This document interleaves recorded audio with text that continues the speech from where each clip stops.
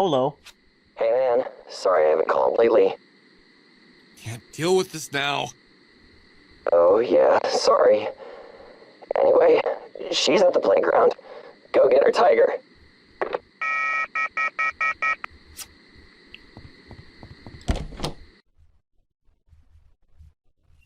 Oh, the stop sign. Yeah, it's Halloween! Whoa, you? Chance Arbiter. I just saw Vela run by. She was crying. I think you should go after her. I'm pretty sure she headed towards the arcade. That's what a good friend would do. You are a good friend, right, Alex?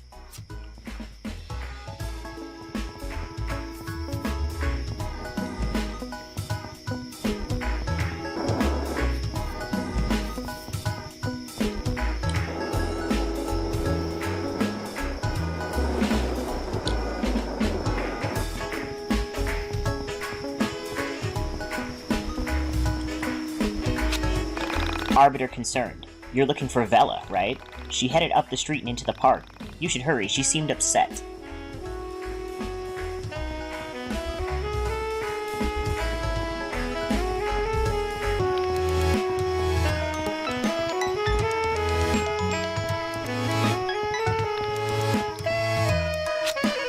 Pharmaceutical representative.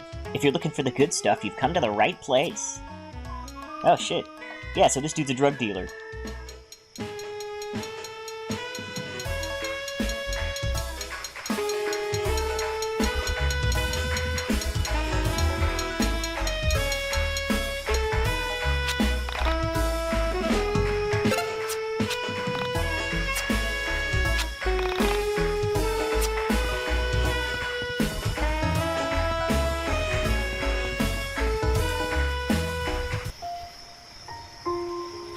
I want to tell you the rest of my story.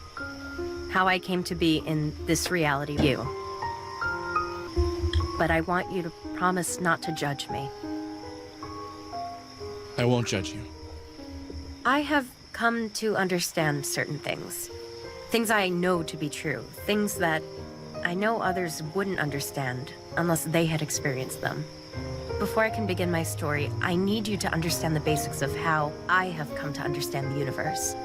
The link between our bodies and physical space is strong, but it is nothing compared to the link between our minds and physical space. Our bodies exist as a visual representation of our minds. They are nothing more. Every mind has the capability of transcending physical form. Many do, even if they don't realize it. The very nature of physical reality is very unphysical. Humans have evolved to ignore the complexities and realities of the universe by using physical form to protect them from the harshness of existence. The very nature of being is to be in pain, is to long for and to be unfulfilled. To cope, we developed corporeal form. The use of physical form is not unlike leaving the light off at all times, obstructing the undesirables in the room. Huh? Do you understand what I'm saying so far?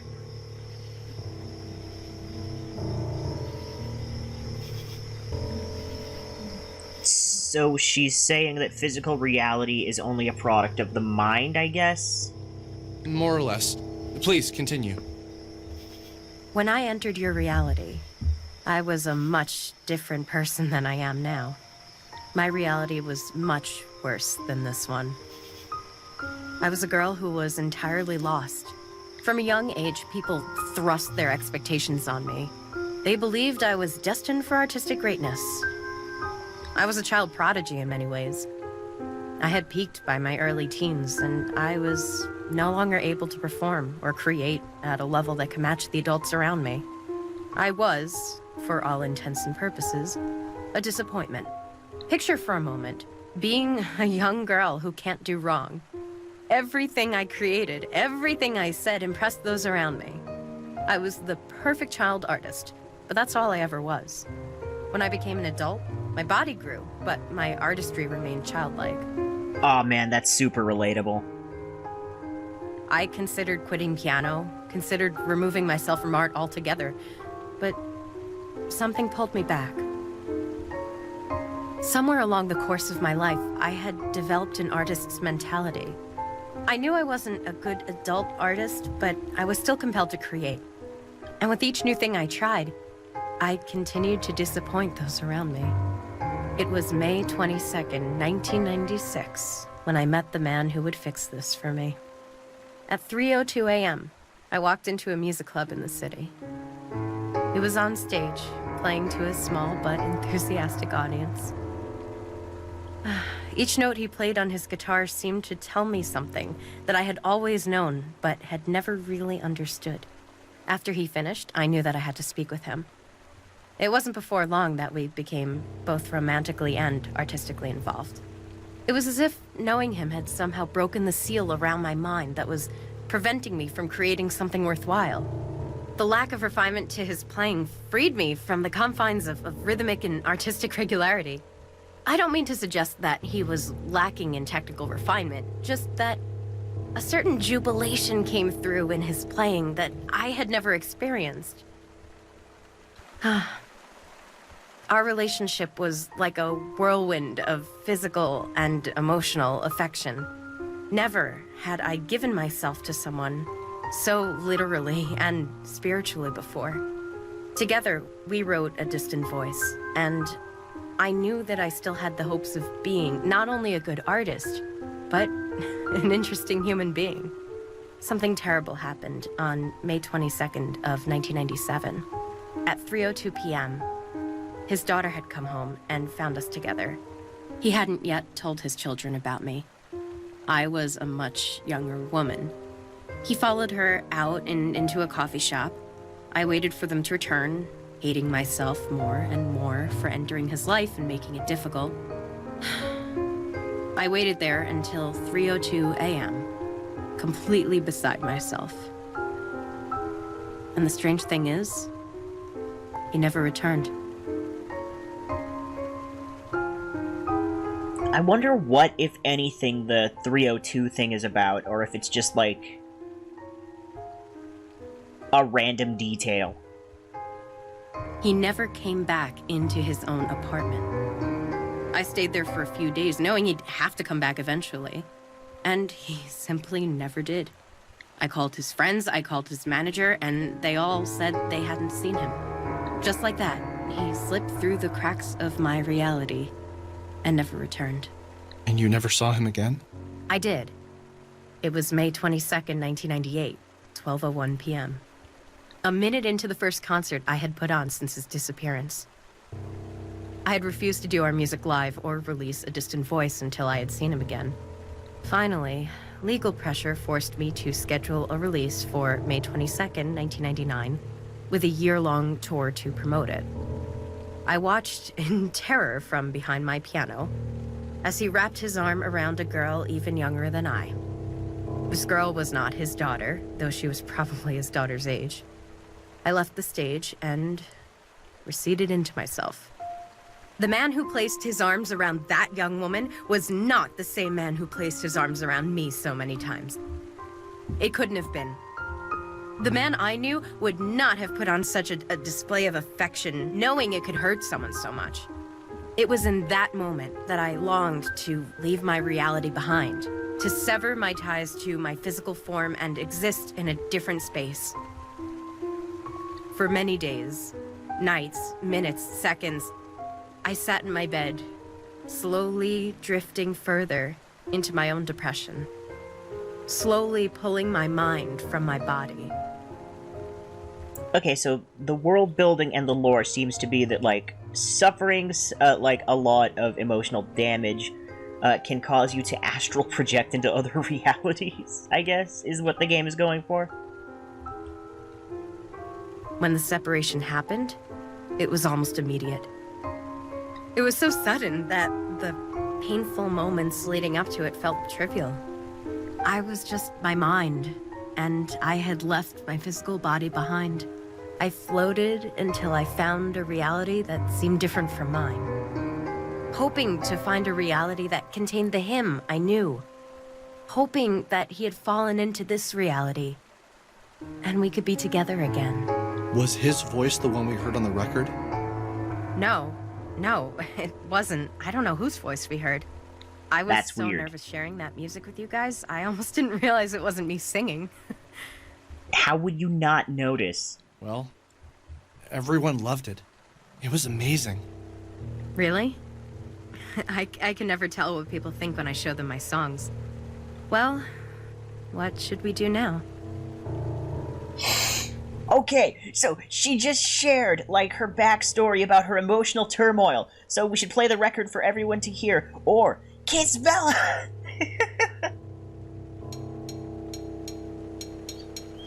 Aw, man, he would. Oh, yeah, sorry. I think I misread that situation. Yeah, no, it's cool. Let's go back inside and whatever. Just not that. Whatever.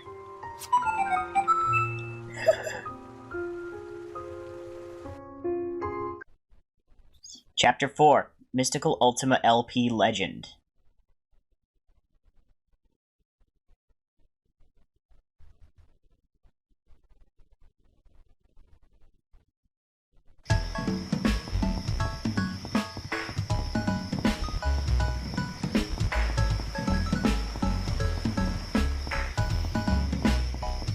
Sports.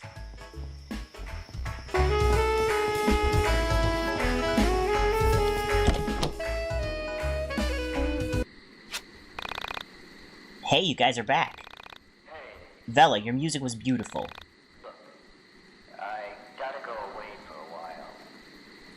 I don't know when I'm coming back. Yeah, things will be fine. Things might be tough, but... Oh, crap, I'm terrible at this. Try not to make the same mistakes I made.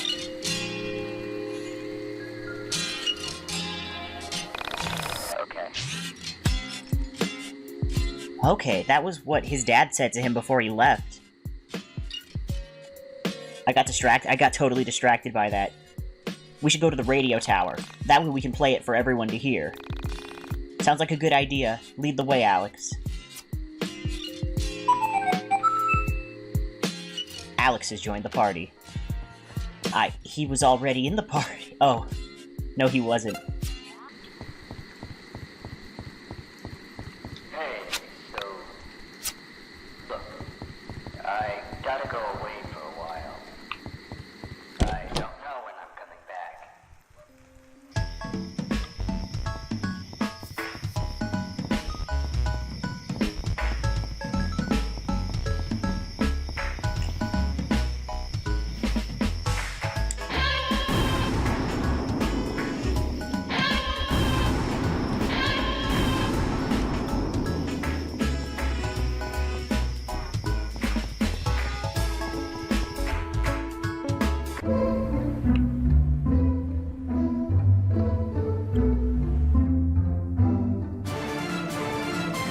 What the heck is the music?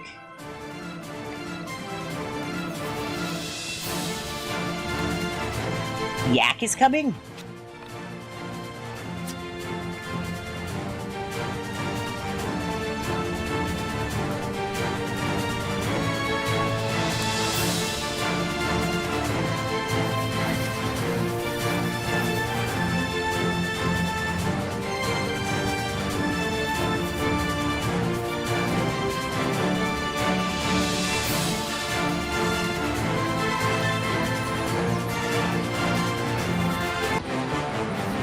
This music sounds really unfitting for this game. Or at least for this scene.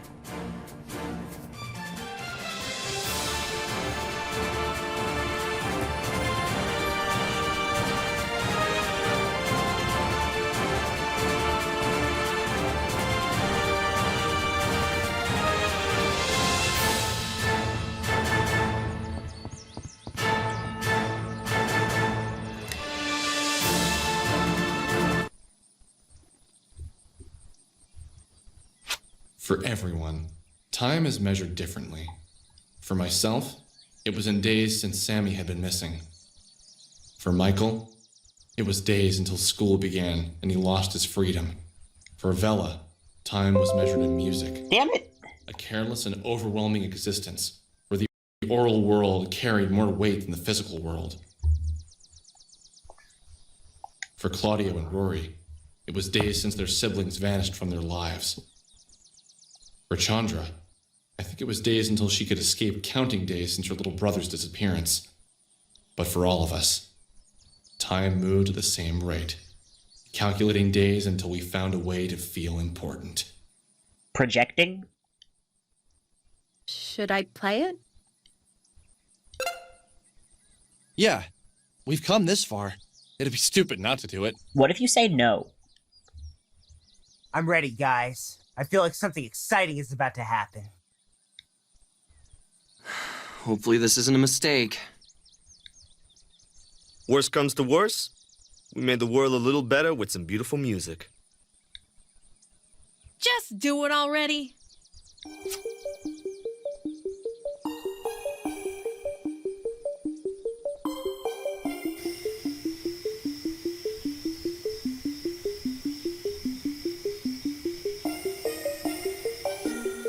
That was the suspicious van from the mall parking lot.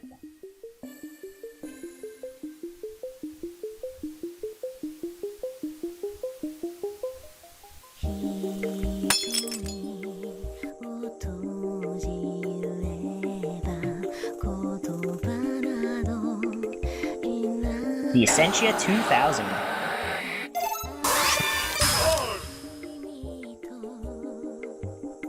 Witness. Oops.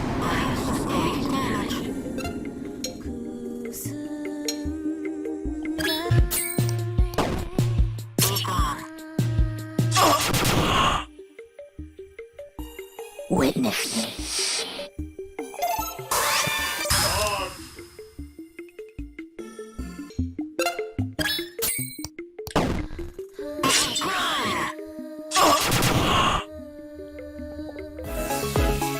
Hasta la vista, baby.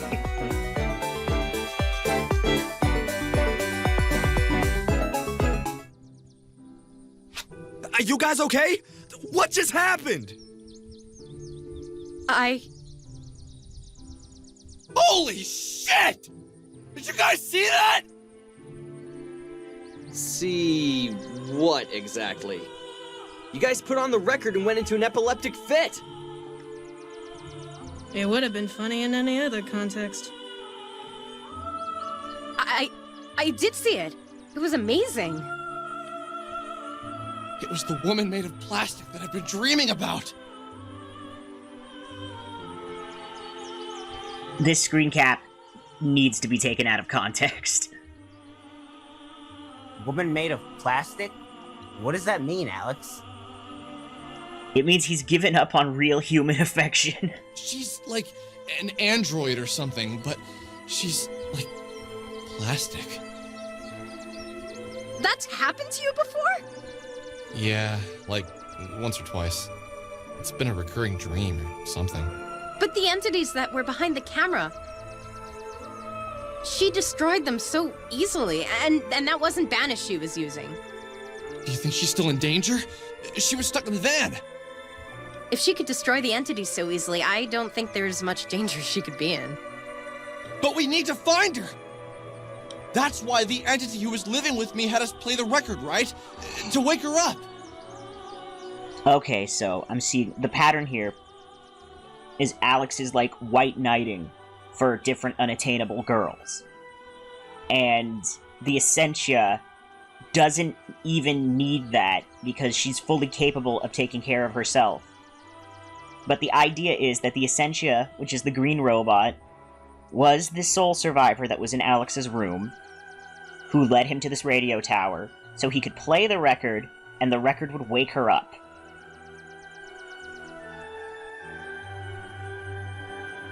I agree. You're right, but what's actually going on here? What is she?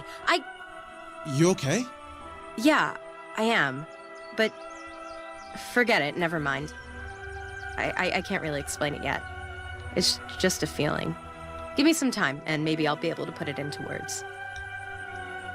So, what's the plan here? Do we just go and try and find the van this mysterious android is in? If only we could have seen the outside of the van, then we'd at least know what we're supposed to be looking for.